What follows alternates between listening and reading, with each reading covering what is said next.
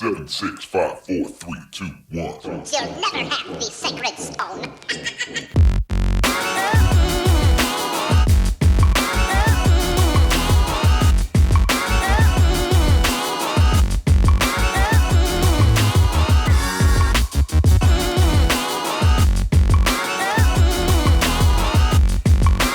So in my eyes, the Seiko Zimbe Sumo is one of the most outrageous and ridiculous designs that I've seen Seiko come out with in recent memory. It's definitely a love it or hate it model here that I actually think, despite how in your face and eclectic it appears to be, I actually think it works pretty well, and I think it's really cool.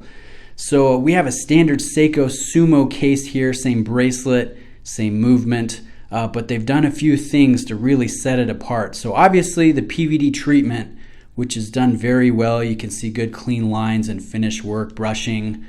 That's the main thing. It actually helps the watch wear a little bit smaller, at least visually.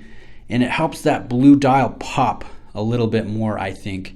We've got a gorgeous transition dial there. Blue in the center, black at the outer ring, with a very fine wave texture to it. I mean, this thing really is vibrant, and it does play with the light, and it's really cool to look at. I think it's a good backdrop for those gold tone applied markers and the gold tone handset. One thing that's kind of cool, if you look at the seconds hand, you can see that red portion on the loom application there. That's something that you don't see very often.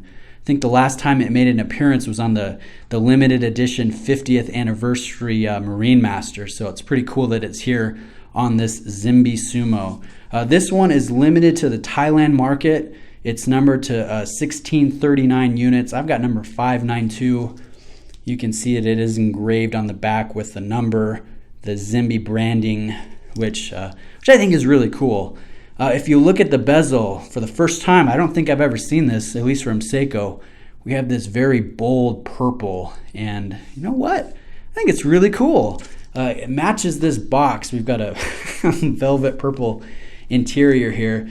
It's kind of led some to call this the Joker or the Thanos or the Purple People Eater for a nickname. I think all of those nicknames are awesome. And I don't know, there's something about this. Despite how outrageous and eclectic it is, I think it's just really cool. I like the gold tone accents on the crown, the gilt on the chapter ring. I don't know, it's just really cool, really fun to wear, really funky. Obviously not a good daily wear piece, but a really good accent. So if you're already a Seiko fan, you already have some Seiko divers, and you want something that's just got crazy wrist presence, that's very rare, that will become collectible one day, I think this is a good one. And I'm happy to have added it to the collection. I'll show it to you on my 7.25 inch wrist. You can see it actually wears very comfortably. These lugs are awesome. They really do arc down.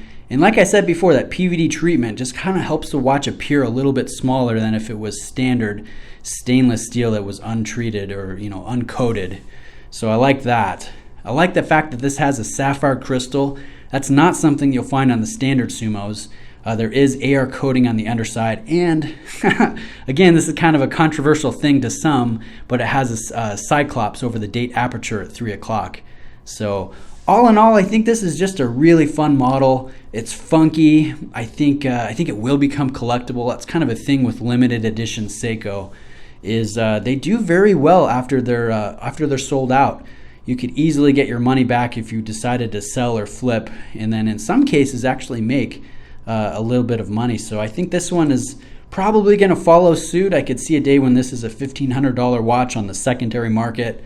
I think I paid $1,300 from Top Watch, so that's about the going rate these days with how hard these are. I think Top Watch actually had to source one. It took them a few weeks, but they were able to get me a brand new one.